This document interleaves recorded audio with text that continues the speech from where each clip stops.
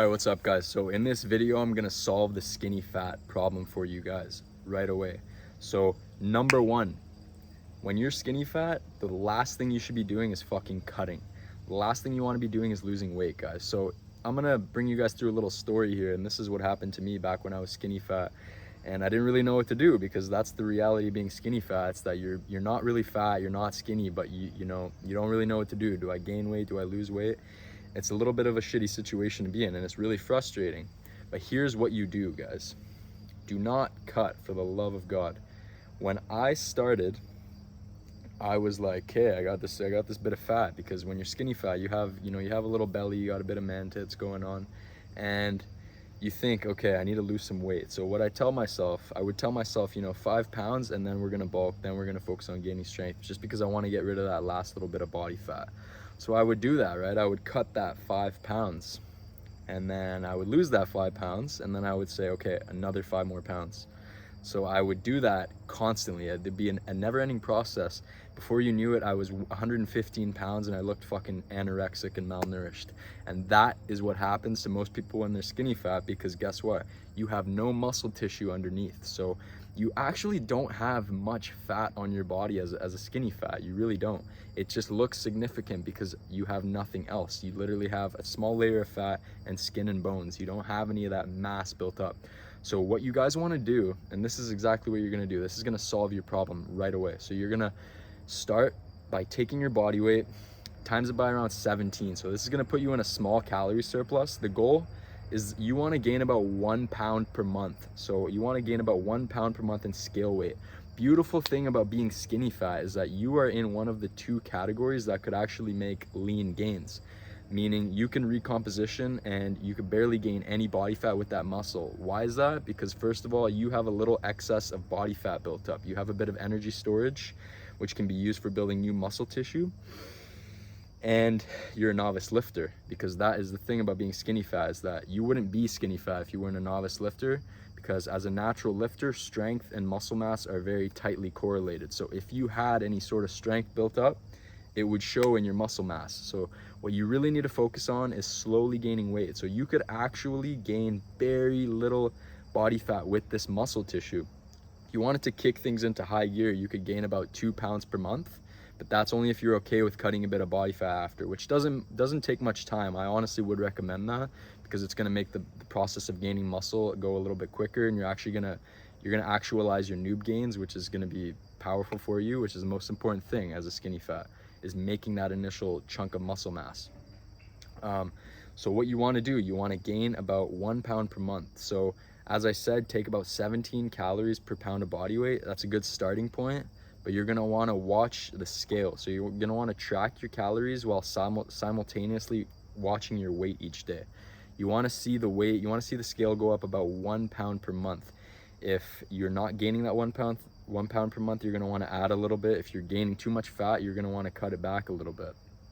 But that's going to put you in a very solid place to where you are only gaining about 1 pound a month, but none of it is really fat. As I said, you could take the quicker option, do 2 pounds per month. That's going to be closer to 18 to 19 calories per pound of body weight.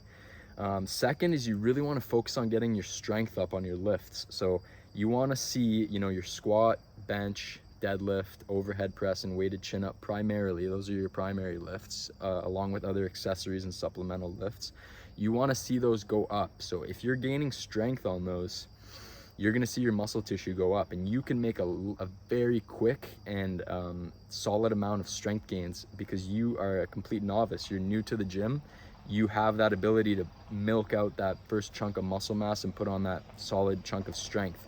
Where skinny fats go wrong is they're novice lifters, and they're wasting their first, year of training eating in a calorie deficit, when really they could be eating in a small calorie surplus and they could be milking out their noob gains. And that's what fucked me up, is I was so focused on that getting lean, but you'll never get there because you don't have anything to cut to. Arnold once said, you can't chisel a pebble. So don't try and cut if you don't have any substantial muscle mass built underneath. It's one of the biggest mistakes you can make. So avoid doing that. Gain weight slowly. You'll recomposition. You might even lose a bit of fat along the process. So that's going to be the biggest key. So it's going to be eating in that small calorie surplus, gaining about a pound a month, putting some strength on your lifts, particularly, you know, your big foundational movements. You want to be putting strength on your squat, bench, deadlift, overhead press, weighted chin up, and you know, you want to have accompanying accessory and supplemental lifts to get extra volume in. But another important thing, guys, is that when you're skinny fat, a lot of skinny fat people I've noticed have a common trend in their lifestyles. So a lot of skinny fat people are very sedentary, and they're not quite eating so much to the point where they're getting fat, but they're also not active enough to be putting on any substantial size. So they're kind of in that middle spot. And a lot of them, they're not eating properly, they're not sleeping enough. So the lifestyle is a big factor as well. And you're gonna want to also ensure you're getting about 0.8 to 1 gram per pound of body weight in protein every day. 0.8 is sufficient for overall body composition, maximizing muscle growth. But I like to go about 1 gram per pound of body weight for a multitude of reasons, you know, recovery, satiety, etc. There's a bunch of different reasons why going higher in protein could make more sense for you. But if you have a small appetite, I wouldn't recommend it. But a gram per pound is a very solid spot, especially if you're gaining weight. If you're cutting, you could even take it a little bit higher, but that'll be solid enough. And you also want to make sure you're getting about 8 to 9 hours of sleep every night. Sleep is one of the most underlooked topics in the fitness industry, which makes no fucking sense whatsoever, because it's the most important, guys. You're not gonna be maximizing your body composition and your recovery without sleeping properly. So you want to ensure you're getting proper sleep. So some tips for sleep, guys, you know, you want to make sure that about 30 minutes to 1 hour before you go to sleep, all the lights are off, and while you're sleeping, you don't have any lights on, even a little TV light. I didn't even realize that. I thought all my lights were off, and I had a little tiny red light on my TV. And once I turned that off, my sleep actually improved, weirdly enough. So little light rays can make a difference. So make sure all the lights are off. I recommend taking about 5 to 10 milligrams of melatonin every night. There's no negative side effects, super effective supplement for maximizing sleep quality. Because the reality is, some people are like, yeah, quality over quantity, quantity over quality. But the reality is, you need both quality and quantity. You need a large quantity of quality sleep. It's really, really important. It's pivotal, really. So you want to make sure all the lights are off. You're sleeping in a cold room, you know, that's really important as well. And I like to do a bit of reading before I go to bed. So, you know, reading about like 30 minutes or so before I go to bed really calms me down. It really relaxes me and gets me in the mindset to be going to sleep. So you kind of want to prioritize that last kind of hour or two before you go to bed. Make sure you're winding down. So another thing I don't like to do is to train before I go to bed, because it wounds you up too much, and your cortisol is increased before you go to bed, and you kind of want that to be lowered before you go to sleep, because it's going to affect your sleep, because you'll be tossing and turning, you'll be kind of like super activated still. So recommend training during the day as far as sleep goes.